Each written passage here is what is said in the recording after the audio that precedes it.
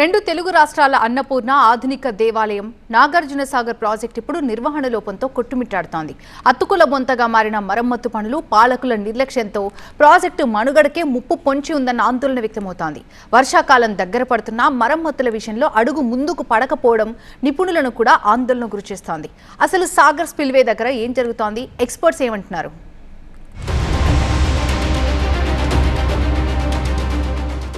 రెండు తెలుగు రాష్ట్రాల ప్రజల జీవనాడి నాగార్జున సాగర్ ప్రాజెక్టు ఇది.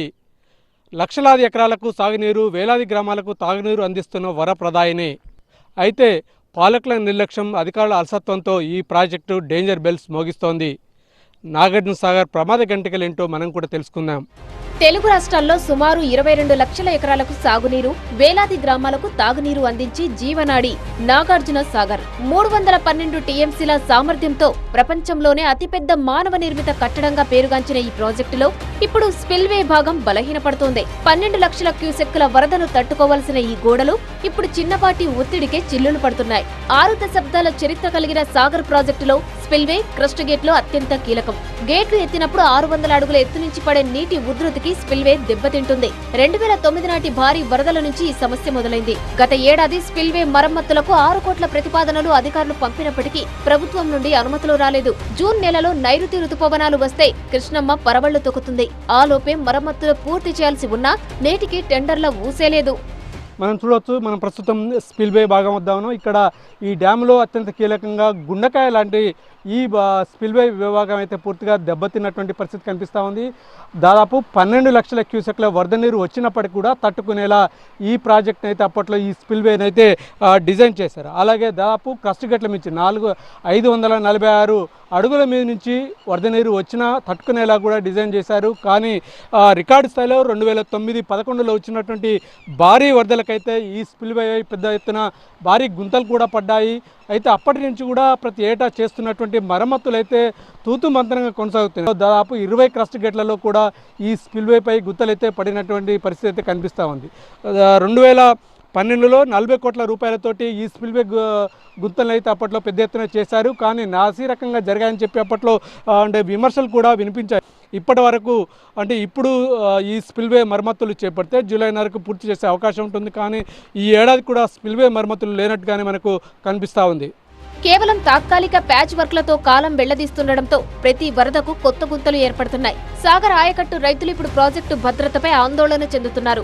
ఆధునిక సాంకేతికతతో శాశ్వత పరిష్కారం చూపాలని డిమాండ్ చేస్తున్నారు. ఈ నాగార్జున సాగర్ డ్యాము ప్రమాదంగా ఉందని చెప్పేసి నిపుణులు చెప్తున్నారు.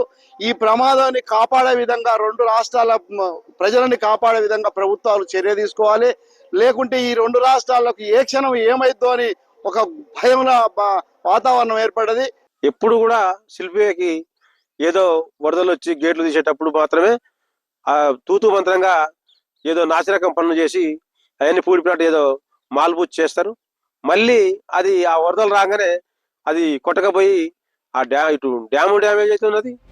ఇప్పటికే దెబ్బతిన్న స్పిల్వే ఈసారి వచ్చే వరదలతో మరింత ప్రమాదకరంగా మారే అవకాశం ఉందని నిపుణులు హెచ్చరిస్తున్నారు. ఇప్పుడున్న పరిస్థితుల్లో వేల కోట్లు ఖర్చు చేసినా ఇలాంటి ప్రాజెక్టును మళ్లీ నిర్మించడం అసాధ్యమని రిటైర్డ్ ఇంజనీర్లు గుర్తు చేస్తున్నారు. అధునాతన సాంకేతిక పరిజ్ఞానంతో వాటిని మరమ్మతులు చేయకపోయినట్లయితే డ్యాముకు ప్రధానమైనటువంటి స్పిల్వేకి ఎప్పుడైనా ప్రమాదం ఏర్పడుతుందని భావిస్తున్నారు. కాబట్టి ఈ విషయంలో ఎప్పటికప్పుడు దాన్ని తాత్కాలికంగా ముందుకు జరపడమా, దాన్ని పూర్తి స్థాయిలో పూర్తిగా మరమ్మతులు చేయడమా అన్నది ప్రభుత్వం పునరాలోచన చేయాలి. దాన్ని ఆధునిక సాంకేతిక పరిజ్ఞానంతో ఇవాళ గతంలో మాదిరిగా కాకుండా పటిష్టమైనటువంటి సాంకేతిక పరిజ్ఞానం స్పిల్వే పూడ్చడానికి వస్తుంది.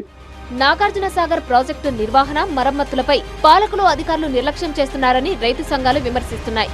గతంలో 20 కోట్ల రూపాయలు పెట్టి స్పిల్వే పనులు చేస్తే ఉట్టిగానే గోడకు సున్నం వేస్తే వర్షం పడితే పోయినట్టుగా ఆ స్పిల్వే పనుల్లో ఉన్నటువంటి మొత్తం కూడా పోయి మళ్ళా విధంగా దెబ్బతిన్నటువంటి పరిస్థితి ఉంది.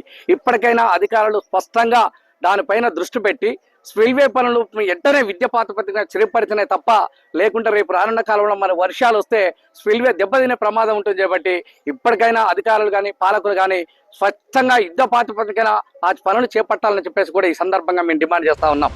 అయితే అధికారులు మాత్రం ప్రాజెక్టు నిర్వహణ మరమ్మతుల విషయంలో ఎక్కడా నిర్లక్ష్యం లేదని చెబుతున్నారు. నేషనల్ డ్యామ్ సేఫ్టీ అథారిటీ బృందం ఇటీవల ప్రాజెక్టును సందర్శించిందని, వారిచ్చే తుది నివేదిక ఆధారంగా శాశ్వత మరమ్మతులు చేపడతామని ప్రాజెక్టు అధికారులు వెల్లడిస్తున్నారు. ఏటా ప్రతిపాదనలు పంపడం, అనుమతులు రాకపోవడం, ఈలోగా వరదలు రావడం ఇదే తంతు దశాబ్ద కాలంగా సాగుతుంది. ఒకవేళ ప్రభుత్వం ఇప్పటికిప్పుడు టెండర్లు పిలిచినా స్పిల్వేపై ఉన్న భారీ గుంతలు పూడ్చడానికి 6 నెలల సమయం పడుతుందని నిపుణులు చెబుతున్నారు.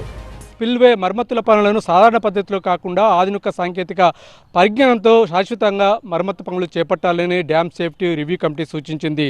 అయినా పాలకులకు మాత్రం పట్టడం లేదు. అయితే ఇప్పటికిప్పుడు డ్యాంకు వచ్చే ప్రమాదం ఏది లేనప్పటికీ భవిష్యత్తులో ఇబ్బందులు తప్పవని నిపుణులు హెచ్చరిస్తున్నారు. ఈ డ్యామ్ అన్నదాతకు 10 కాలాల పాటు అండగా ఉండాల్సిన అవసరం ఉంది. Camera person కుశల్తో Revan, TV9, Nagarjuna Sagar.